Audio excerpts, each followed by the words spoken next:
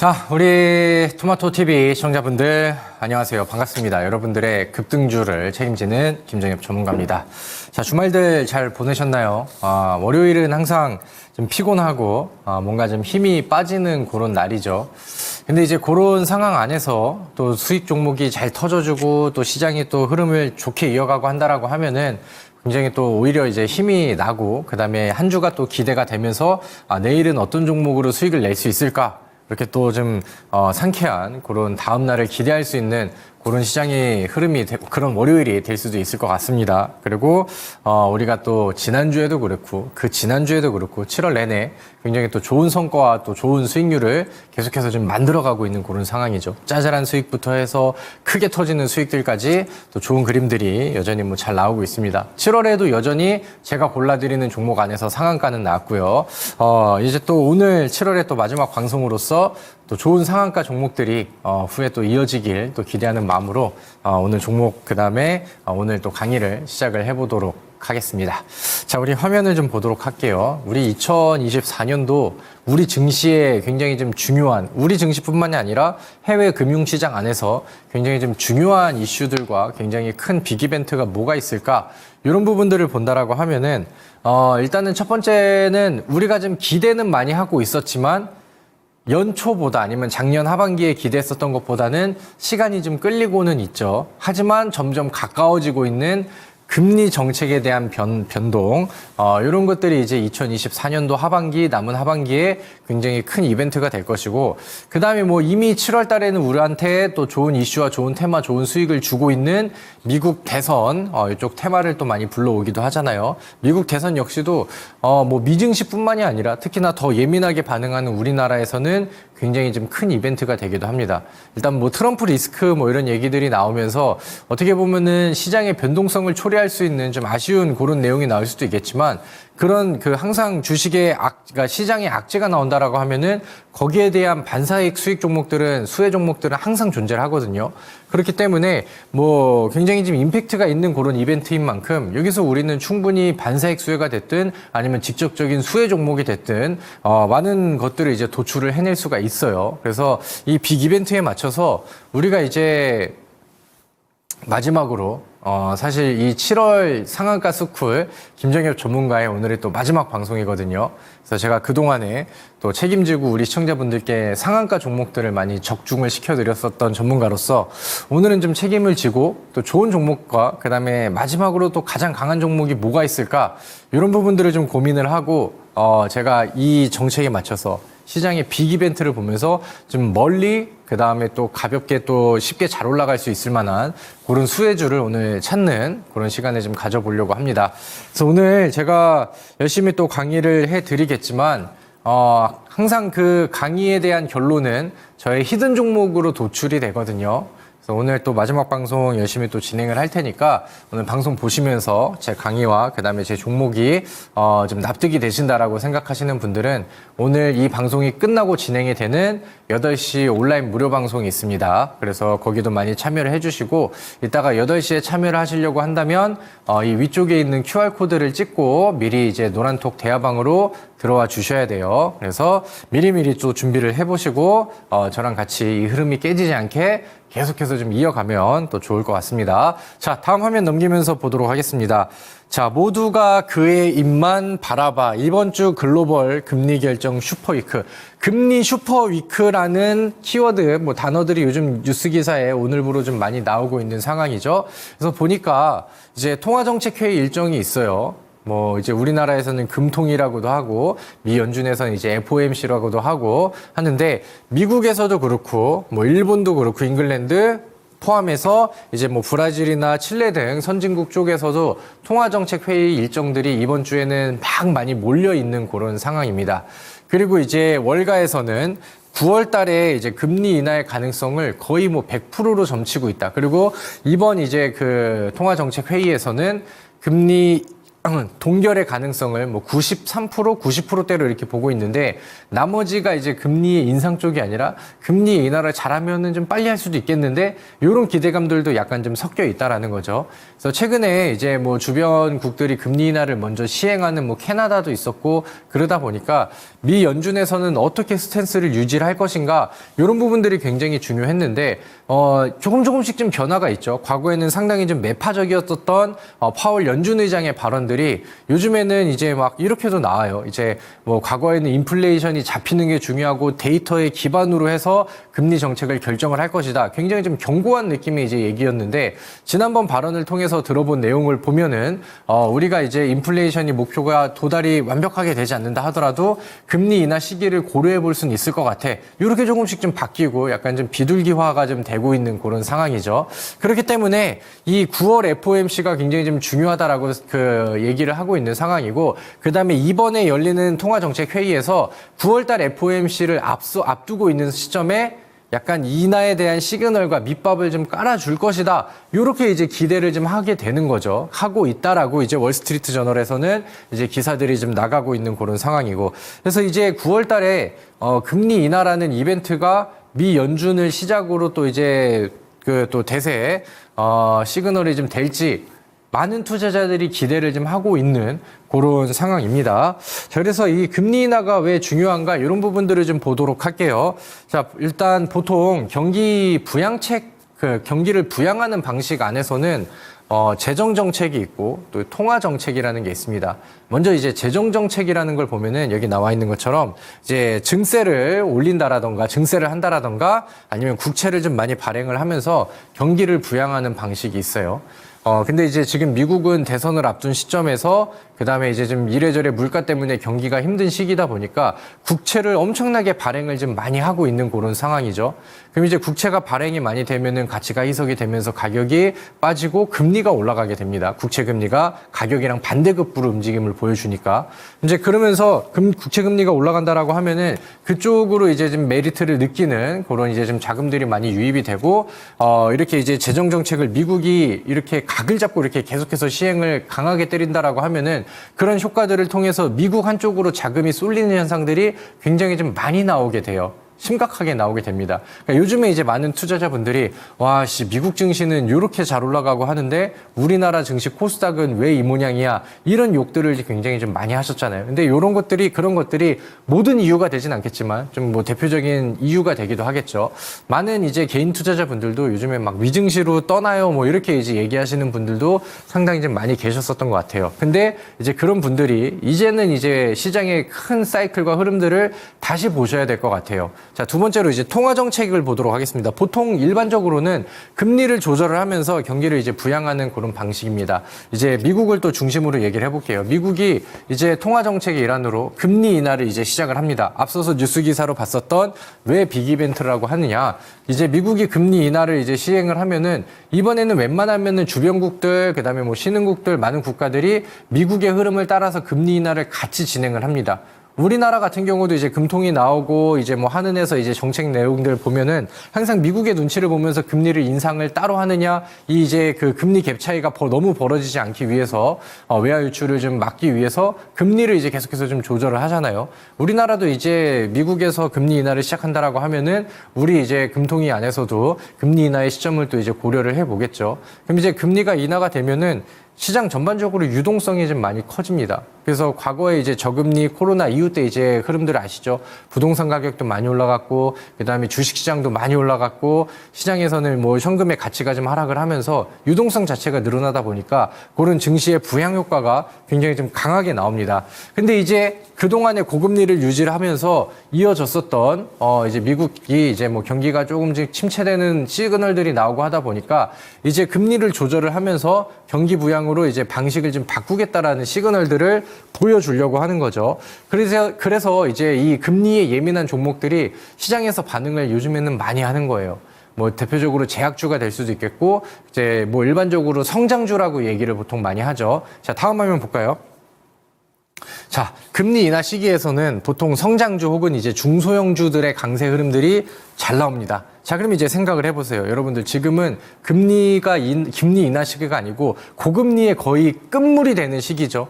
여러분들 우리 코스닥에서 많은 그 종목들이 있지만 요즘에 시장을 보면은 와 대형주들 가는 놈들 SK 하이닉스, 삼성전자 이런 종목들 그다음에 제약주가 올라간다 하더라도 그 중에서도 시총 상위 종목들 이런 쪽으로 돈이 좀 많이 쏠리긴 했었죠. 그죠? 그래서 이제 지금 현재까지는 대형주들 위주의 장세들이 보통은 좀 많이 나왔었고, 이제 금리 인하 시기에는 금리가 이제 좀 낮은 단계로 내려가거나 저금리가 유지가 되는 그런 시점에서는 성장주들이라던가 중소형주들이 활약을 좀 많이 합니다. 자, 보통 고성장주, 그 다음에 중소형주들 같은 경우로 이제 높은 수익률이 많이 나온다. 이렇게 이제 첫 줄에 제가 말씀드렸던 내용들이 써 있고, 고성장주, 그러니까 그냥 성장주라고 보통 얘기를 많이 하죠. 성장주 같은 경우는 금리가 낮을수록 미래 기대 이익의 가치가 높아진다. 이렇게 해서 이제 표현이 되어 있고, 이제 중소형주들 같은 경우는 이제 좀 쉽게 이해를 한다라고 하면은 이제 대기업들보다는 아무래도 이제 좀 재무 구조가 좀 불안하잖아요. 그래서 이제 자금을 좀 땡겨오고 예를 들어서 대출을 받아온다라고 한다면은 당연히 이제 그 기업의 신용도 자체가 다르다 보니까 금리적인 부분에서도 그렇고 자금 조달 비용이 자체가 굉장히 좀 크게 느껴지겠죠. 근데 이런 부분들이 이제 금리가 인하가 되면서 부담감을 많이 줄여놓게 된다라고 하면은 중소형주들의 성장 가치들이 그다음에 이제 투자를 좀 받을 수 있을 만한 그다음에 자금들을 좀 끌어올 수 있을 만한 그런 여력들이 더 좋아진다라고 보시면 되겠죠. 그 중에서 대표적으로 제약주 같은 경우는 많은 제약 기업들이 좋은 매출을 내는 시밀러 기업들도 있겠지만 전반적인 흐름을 봤었을 때 막 그 신약 개발을 하고 기술 개발 하는 R&D 기업들이라던가 이런 것들을 이제 보신다라고 하면은 매출을 막 직접적으로 찍어내는 그 제약 신약 기업들이 많지는 않아요. 어떻게 투자를 받거나 그다음에 자금을 좀 끌어와가지고 이제 거기에서 이제 여러 가지 연구들을 하고 거기서 이제 잭팟을 하나 터트리면은 크게 성장을 하고 이런 경우들이 많기 때문에 제약주들은 특히나 이 금리에 굉장히 취약하기도 하고 예민하기도 하고 저금리에서는 충분히 더 좋은 기회가 되기도 하고 이런 것들이 굉장히 좀 큰 그런 상황이죠. 최근에 미증시 안에서도 이제 금리 인하에 대한 기대감들이 막 보여지면서 요즘에 엔비디아라던가 테슬라 이런 종목들이 막 급락을 하는 내용들 뉴스가 있었지만 거기에 더 예민하게 급락이 나오고 이런 경우들이 엔비디아 쪽에서도 막 자주 나왔잖아요. 몇 번 나왔었죠. 그리고 그런 흐름들이 나옴과 동시에 중소형 지수라고 이제 표현하는 러셀 지수가 급등을 하고 중소형주들이 치고 올라가는 이런 그림들이 최근에 미증시 안에서도 포착이 됐어요. 마찬가지로 금리가 인하되는 시점 안에서는 중소형주들, 성장주들이 부각이 될 가능성들이 높다 보니까 그렇게 이제 좀 액션들이 미증시 안에서도 찔끔찔끔 나와주는 거죠.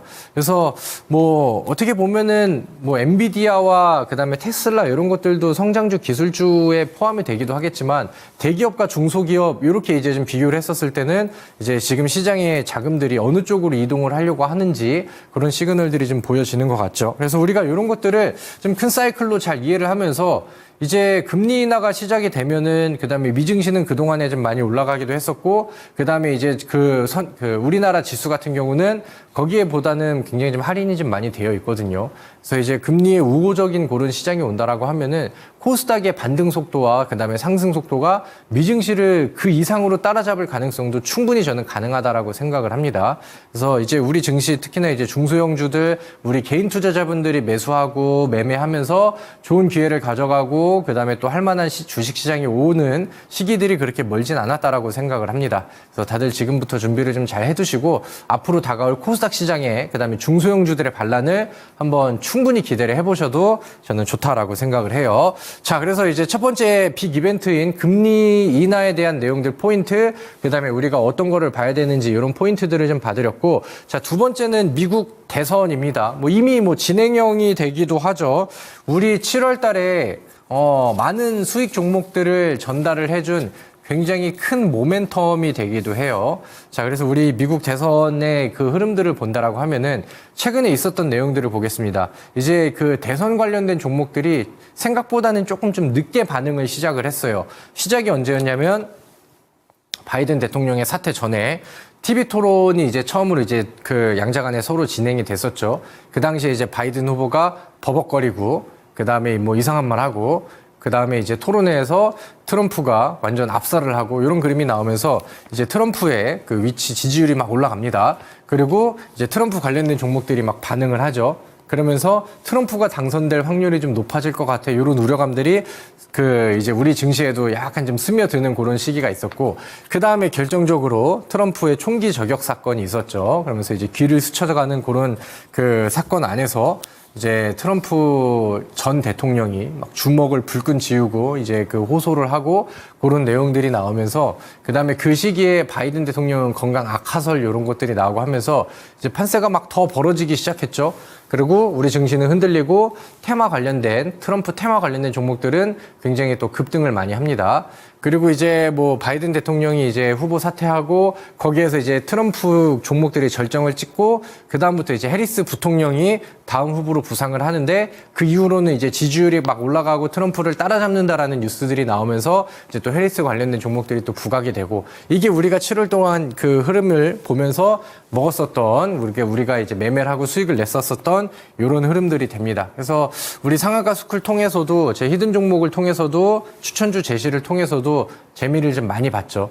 현대에버다임 같은 경우는 제가 7월 15일 날 제시를 해드리고, 이 종목은 상한가도 가고 추가 상승률이 나와서 대략 뭐 일주일 반 정도 사이에 63%까지 급등이 좀 나왔고요. 그다음에 갤럭시와 머니트리 같은 경우도 제가 이제 7월 15일 방송 통해서 제시를 드렸고, 이 종목도 뭐 충분히 또 좋은 상승률이 나왔습니다. 트럼프가 이제 가상화폐 관련된 얘기를 또 언급을 하다 보니까 흐름이 아직까지는 이어지고 죽지 않은 모습이죠. 충분히 더 올라갈 그림들이 남아있는 그런 모습입니다. 그러면서 이제 해리스 부통령 얘기가 나오면서 인맥주 느낌으로 해리스 관련주로 더 부각될 수 있는 IMBC, 제가 7월 22일 날 제시드리고 강의를 해드렸던 종목입니다. 이 종목도 잘 올라갔어요. 그죠? 또 대략 한 20% 정도의 상승률이 단기간 안에 와줬었고, 그 다음에 이제 제가 이 대선 관련된 종목 안에서는 제가 우리 시청자분들께 트럼프 관련된 종목이랑 해리스 관련된 종목을 양쪽을 다 동시에 같이 가져가도 좋습니다. 그렇게 하는 게 더 오히려 나을 것 같습니다. 다만 이제 어느 정도 시간이 지난 시점에서부터는 두 종목이 이제 서로 위아래 줄다리기를 할 거거든요.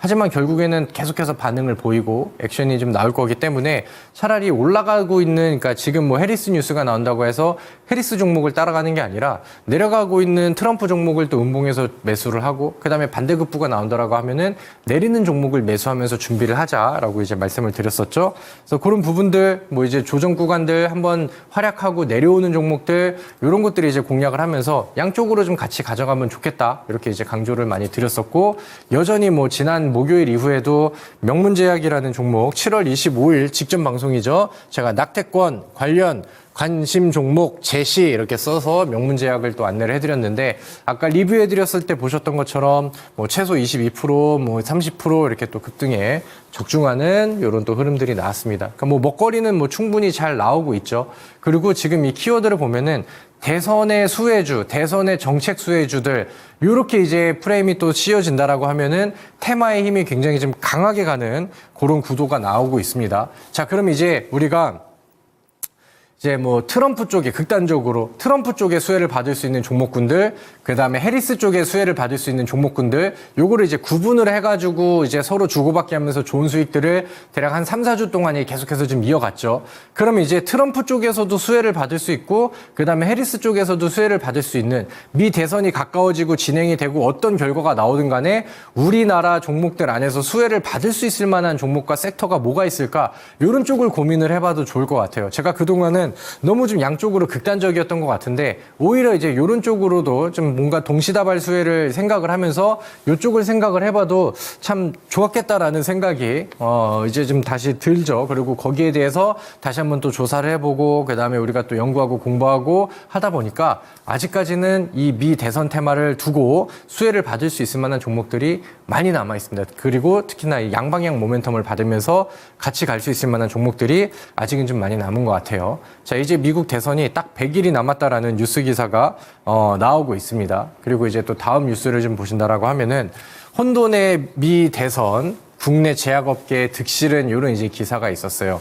그래서 이제 아까 이제 공통적인 수혜를 받을 수 있는 내용들을 보니까, 일단은 이제 결론을 먼저 말씀드리면 제약주, 제약업종에서도 이제 키워드가 있거든요. 그러니까 그런 부분들을 한번 좀 찾아보도록 할게요. 미국 시민들이 이제 벌어들이는 GDP 대비해서 의료비 지출이 굉장히 많다라고 해요. 그러니까 이제 뭐 우리나라는 이제 의료보험이 잘 돼 있는 편이라고 하지만 미국에서는 그런 부분들이 좀 떨어져서 이제 과거에 좀 오바마 때도 그렇고 그다음에 이제 민주당에서도 그렇고 그런 부분들을 좀 언급을 많이 하기도 했죠. 근데 이게 트럼프도 이제 지난 그 임기 당시에 이제 그 약가격이라고 하면 되겠죠. 이제 의료비를 좀 줄일 수 있는 그 약가를 인하할 수 있는 행정명령에 이제 서명을 했고 이제 그 당시에 트럼프는 50% 이상을 낮춰야 된다라고 해서 제약업계랑 트러블을 가지기도 하는 그런 뉴스 기사들도 이제 많이 접했었죠.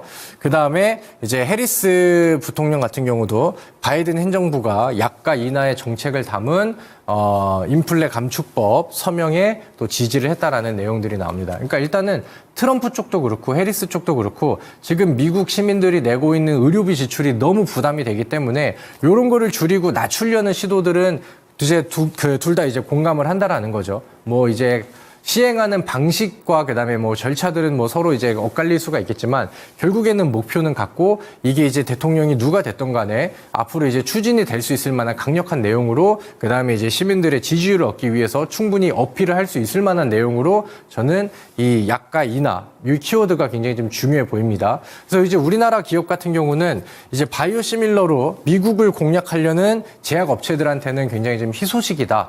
왜냐하면은 뭐 당연한 얘기죠. 오리지널 의약품과 약효와 안정성은 같은데 가격이 더 낮은 복제약품이 있다라고 해요. 그러면 이제 그 정부 차원에서 그렇고 환자의 의료비 부담 완화에도 실질적인 도움이 될 수 있기 때문에. 그러니까 우리나라에서는 바이오시밀러 기업들이 그다음에 복제약 만들어서 판매하는 이런 기업들이 이런 정책과 앞으로의 이제 흐름들에 맞춰서 수혜를 충분히 많이 받을 수 있겠다. 이런 이제 결론들이 시장에서 이제 관심을 좀 이끌고 도출이 되고 있는 거죠. 그래서 요즘의 내용들을 보면은 미국이 대선에 임박한 뉴스 기사들 다음 화면이요 보여지면서 K제약, 바이오, CDMO 기업 수혜가 기대가 된다. 다음 화면 볼까요? 앞서서 우리가 삼성 바이오로직스가 너무 잘 올라가고 요즘에 수급도 좋고 전망이 좋은 내용들을 봤죠. CDMO 시장 규모가 1000조에 육박할 것이다. 삼성 바이오로직스의 영향력이 확대가 기대가 된다. 삼성 바이오로직스 작년 세계 바이오 CDMO 매출 중에서 이제 4위를 기록을 했다. 이런 내용들. 그다음에 다음 화면도 또 빠르게 볼까요? 바이오 의약품 CDMO 매출은 지속적으로 늘어나고 있다. 이 차트 그래프만 보시면 될 것 같아요.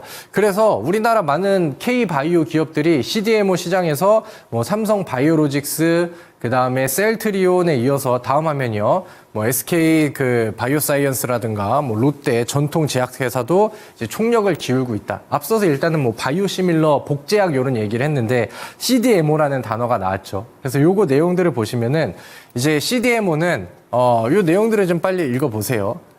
이 아래쪽부터 보겠습니다. 의약품이 될 만한 후보물질 발굴 시 신생회사는 어떻게 임상시험을 하고 최종 약으로 개발할지 고민이 커지는데 이를 특정 업체가 대신해 주는 것, 그래서 생산까지 대행해 주므로 생산시설을 별도로 지을 필요가 없다. 그러니까 CMO 그 CMO와 CDO를 합쳐서 그러니까 위탁 개발, 그다음에 위탁 생산 이런 것들을 하는 그 것들을 CDMO라고 이제 총합적으로 이제 얘기를 해요. 그러니까 복제약을 만들고 바이오시밀러 기업들이죠. 그래서 삼성 바이오로직스가 그쪽에서 이제 두각을 좀 보여주면서 뭐 글로벌 4위 업체로 이제 올라가게 됐다. 그리고 요즘에 주가 상승률이 굉장히 좀 커지고 있다. 그리고 앞서서 이제 보셨던 것처럼 CDMO 시장의 규모가 1000조를 좀 넘어간다라고 합니다. 그럼 이제 정책적으로 볼게요. 자, 이제 트럼프에서도 그렇고 해리스 쪽에서도 그렇고 앞으로 미국 쪽에서는 약가 인하를 위해서 이제 많은 그 부담을 줄이려고 할 거고 그렇게 된다라고 하면은 우리나라 바이오시밀러 CDMO 기업들은 충분히 좋은 기회를 가져갈 수 있는 정책적인 수혜를 받을 수 있다. 근데 앞으로 금리 인하가 시작이 되면은 성장주 제약주들한테는 큰 기회가 되고 항상 제약주들 안에서는 대박 종목들이 많이 나왔거든요. 대박 종목들은 제약주가 된 경우들이 굉장히 많습니다. 1000% 이상, 2000% 이상 올라가는 종목들은 제약 기업들이 좀 많이 나왔는데 이제 그런 사이클이 어떤 종목이 될지는 우리가 두고 봐야겠지만 그런 사이클이 나올 수 있을 만한 우호적인 그 시장의 글로벌 증시의 분위기들이 만들어지고 있다라는 거죠. 삼바는 이번 삼성바이오로직스는 7월 달에 주가 상승률이 30%가 나왔고요. 그다음에 다음 그 차트를 보시면은 셀트리온도 최근에 분위기를 만들면서 오랜 그 횡보 구간을 그다음에 매물대 전고점 뚫고 위쪽으로 치고 올라가는 그림들, 제약주들의 움직임이 예사롭지가 않습니다. 그다음에 이제 바이오시밀러 CDMO의 대표적인 기업으로 바이넥스 같은 경우는 2024년도 올해 주가 상승률이 176%의 상승률이 나왔어요. 위에가 이제 좀 기사가 좀 가려버리긴 했지만 또 이제 마찬가지로 트럼프, 해리스 둘 다 수혜. 그래서 실적 기대감에 급등을 했다. 이렇게 이제 나오죠. 그래서 결론은 뭐 똑같습니다. 이 CDMO라는 키워드를 가지고 우리는 이제 덜 올라간 종목들, 다음 수혜가 나올 수 있는 종목을 찾는 게 오늘의 과제고 저는 오늘 그 종목을 히든 종목으로 제시를 드립니다. 바닥에서 이제 막 준비하는 그런 종목이고요. 주가가 바닥에 있고요. CDMO 분야 집중 투자로 사상 최대 실적을 기록 중인 끼가 있는 종목입니다. 이 기업의 이제 내용들을 보시면은 이제 뉴스 기사에 땡땡땡 제약, 올해에도 성장 고삐, 이 같은 매출 성장에는 회사가 주력하고 있는 CDMO 사업이 주요했다라는 분석이다. 그래서 저는 오늘 이 종목을 제시를 드리도록 하겠습니다. 제가 그동안에 최근에 7월 달에도 많은 수익을 드렸었고 급등 종목들을 또 많이 제시를 드렸죠. 근데 이번에 진짜 기회가, 더 좋은 기회가 이쪽 종목에서 보여지는 것 같아요. 충분히 많은 설명을 드렸고 저는 100% 이상의 상승률을 예상하는 저희 이 히든 종목을 오늘 온라인 무료 방송을 통해서 제시를 드리도록 하겠습니다. 지금 바로 QR코드 찍으셔서 입장을 하시면 좋을 것 같고요. 제가 조금 더 내용들 좀 다시 정리를 하고 그다음에 이 종목에 대한 브리핑을 준비한 다음에 잠시 후 8시에 온라인 무료 방송을 통해서 다시 인사를 드리도록 하겠습니다.